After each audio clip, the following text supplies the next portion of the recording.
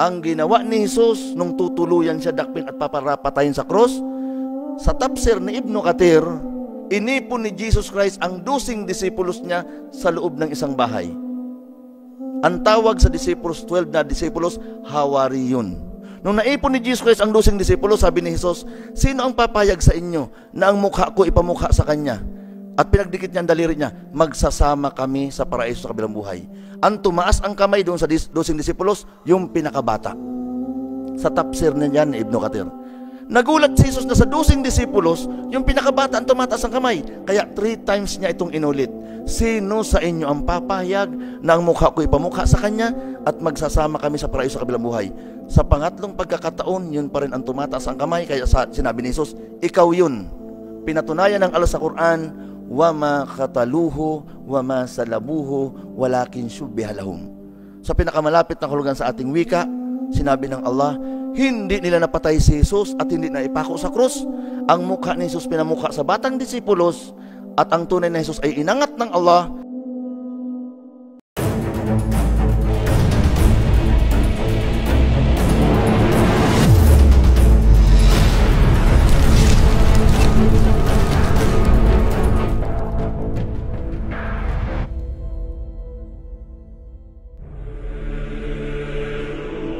Sa 12 alagad ni Jesus, si Juan ang pinakabata, na kapatid ni Santiago, sila'y mga anak ni Zebedeo, at ni Maria Salome, at si Juan ang sumulat sa huling aklat ng pahayag. Si Juan ang huling namatay sa 12 mga alagad ni Jesus, at si Juan ang nakakita kay Muhammad, nang ipinakita ng anghel sa kanya ang apokalipsis ni Hesukristo, na ibinigay ng Diyos. At sinunggaban ng hayop, at kasama niya ang bulaang propeta, na gumawa ng mga tanda sa harapan nito, na siyang ipinangdaya sa mga nagsitanggap ng tanda ng hayop at sa mga sumamba sa larawan nito. Ang dalawang ito ay inihagis na buhay sa dagat-dagatang apoy na nagliliyab sa asupri. At ang dyablo na dumaya sa kanila ay ibinulid sa dagat-dagatang apoy at asupri, na kinaroroonan din naman ng hayop at ng bulang propeta, at sila'y pahihirapan araw at gabi, magpakailan-kailanman. Kung itatapon sa dagat-dagatang apoy ang bulang propeta, ang ibig sabihin, walang katotohanan ang sinabi mo kapatid.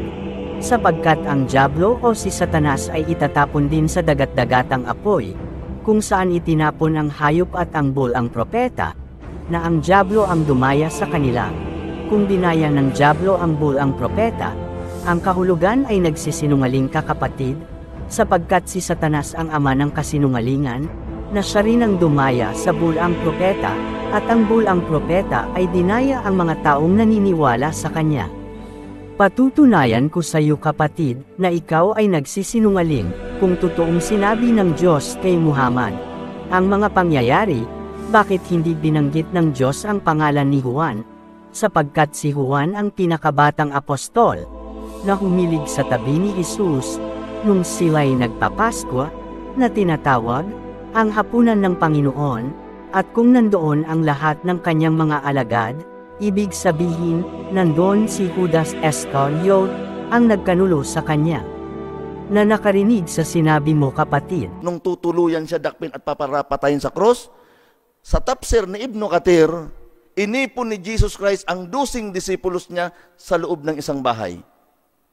Ang tawag sa disipulos, 12 na disipulos, Hawariyun.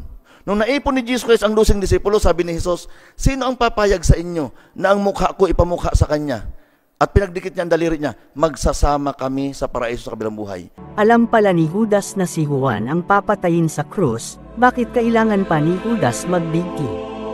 Nang magkagayoy si Judas, na nagkanulo sa kanya, pagkakitang siya'y nahatulan na, ay nagsisi, at isinauli ang 30 putol na pilak sa mga pangulong saserdote at sa matatanda, na sinasabi, nagkasala ako sa aking pagkakanulo sa dugong walang kasalanan. Datapwat kanilang sinabi, ano sa amin? Ikaw ang bahala niyan. At kanyang ibinulaksak sa santuaryo ang mga putol na pilak, at umalis, at siya'y yumaon at nagbigti. At isa pa itong kalukuhan, ang ibang mga Muslim ay nagtuturo, na hindi si Jesus ang naipako sa krus, kundi si Judas, At ang iba, ang sinasabi, habang nanalangin si Jesus, ay dininig ang kanyang panalangin dahil sa banal na takot, at siya'y inakyat sa langit, at pinalitan ng isang taong walang pangalan na naging kawangis ni Jesus. Ang taong yun ang naipako sa krus. Hindi rin nila sinabi kung si Juan ba ang pinakabatang apostol. Wala silang isang pagtuturo, kundi iba't ibang mga dahilan, na kahit ano-ano na lang ang mga sinasabi na walang isang dahilan. Diyan mo malalaman na sila ay mga sinungaling kung ano ang turo nila ngayon, pagka kinabukasan ay naiiba na. Kung ngayon ay si Judas ang naipako sa krus, at kinabukasan ay kawangis lang pala ni Jesus na walang pangalan, sa susunod na naman na araw ay si Juan ang naipako sa krus. Nakakalito kung sino sa tatlo ang naipako sa krus, at may iba ring Muslim na sinasabi na si Jesus ang naipako sa krus. Hindi po kami mamamatay tao. Ang pinapatay lang namin ay kung anong pinag-uutos ng Allah na dapat patayin. Tayo ang mas sobra. Pinatay niyo ang Diyos ninyo. Pinako niyo pa sa krus. Kalapastangan, karumal-dumal. Diyos, papatayin ninyo? Kami hindi. Ang pinatay namin ay kung sino yung mamamatay tao. Kapatid, sinong nagsabi na si Jesus ang Diyos na makapangyarihan sa lahat, kung magsalita? Maling-mali pa. Hindi naman ang mga Kristiyano ang pumatay kay Jesus, kundi ang mga Hudyo ang gustong ipapatay ang Kristo, at ang mga Romanong Hentil ang nagpako at sumaksak sa kanyang tagiliran, at ang kamatayan ng Kristo ay alay, para sa mga Kristiyano sa Iglesia, sa pamamagitan ng kanyang sariling dugo, upang sa ikatutubos ng mga kasalanan. Ganyan yan kapatid, hindi nyo nalalaman, sapagkat ang nalalaman nyo ay ang magsinungaling. Balik tayo kay kapatid. Kapatid, may tanong lang ako, nakasulat ba sa inyong Quran ang iyong sinabi, na tinipon ni Jesus ang 12 alagad upang sabihin niya, kung hindi na isulat sa inyong Quran, ibig sabihin, nagsisinungaling ka na naman, at hindi lang yan, dinagdagan mo pa ang mga nakasulat sa Quran, siguradong may hatol nang naghihintay sa iyo, napakalagim ang sasapitin mo kapatid. Kung katotohanan lang ang pag-uusapan, sa banal na aklat tayo kukuha ng basehan. Kung si Juan ba talaga ang namatay o si Jesus? Kung sa pahayag tayo kukuha ng katotohanan, talagang meron? Sapagkat si Jesus ay nakita ni Juan, pati ang kanyang anyo sa ngayon, at mula mismo sa bibig ni Jesus, na sinabi niya na siya'y pinatay at nabuhay. Akong si Juan, na inyong kapatid at inyong karamay sa kapigatian at sa kaharian at sa pagtitiis na kay Jesus, ay nasa sa pulo na tinatawag na Patmos, dahil sa salita ng Diyos at sa patutuo ni Jesus. Ako'y nasa espiritu ng araw ng Panginoon, at narinig ko sa aking likuran ang dakilang tinig, na tulad sa isang pakakak, na nagsasabi, ang iyong nakikita, ay isulat mo sa isang aklat at iyong ipadala sa 7 iglesia, sa Efeso, at sa Smyrna, at sa Pergamo, at sa Tiatira, at sa Sardes, at sa Philadelphia, at sa Laodicea.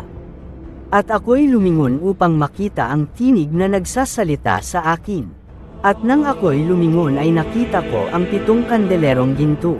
At sa gitna ng mga kandelero ay may isang katulad ng isang anak ng tao, na may suot na damit hanggang sa paa, at may bigkis ang dibdib na isang pamigkis na ginto.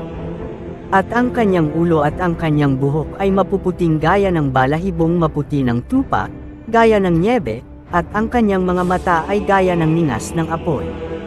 At ang kanyang mga paa ay katulad ng tansong binuli, na gaya ng dinalisay sa isang luto ang bakal, at ang kanyang tinig ay gaya ng lagaslas ng maraming tubig.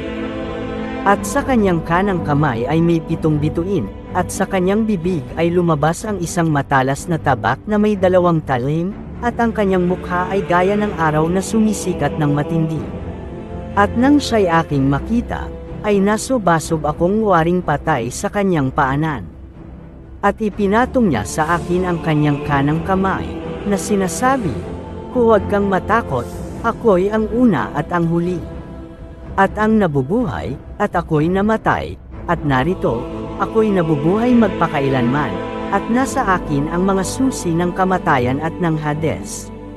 Isulat mo nga ang mga bagay na nakita mo, at ang mga bagay ngayon, at ang mga bagay na mangyayari sa darating. Kung si Juan ang pinatay, bakit naisulat pa niya ang kanyang nakita at narinig kay Kristo? Sa totoo lang kapatid, alam ng ibang mga Muslim na si Juan ang huling namatay sa 12 na apostol, at ang sumulat ng pahayag, wala kayong pare-parehong sinasabi, at sa susunod sasabihin naman ninyo na si Juan ay isang Muslim, dahil sa kanyang sinabi sa ibabaw ng krus na ganito, Eli, Eli, lama sabachthani? Kapatid, bago kayo magsalita, isipin niyong mabuti, kung ito ba ay katotohanan o kasinungalingan, ngunit ang taong nagsasalita ng kanyang sarili lamang, ang taong yan, ay isang sinungaling at mandaraya. Kapatid, alam mo kung ano ang iyong mga pandaraya. Ay ito, sinabi mo na tinipon ni Jesus ang kanyang 12 na mga alagad, at sinabi, sinong papayag na ipamukha ang aking mukha, at tumaas ng kamay ang pinakabatang alagad hanggang sa pangatlo. Kung alam ni Jesus na hindi siya ang papatayin, at si Juan ang maging kanyang kawangis upang may pakos sa krus, bakit nung nanalangin si Jesus sa Diyos, ay umiyak at sumigaw siya dahil sa tinding takot sa kamatayan? Alam naman pala ni Jesus na siya'y iakyat sa langit, at si Juan ang huhulihin at papatayin. Kapatid, ito ang dapat ninyong ipaliwanag, upang kayo'y hindi tawaging sinungaling at mandaraya.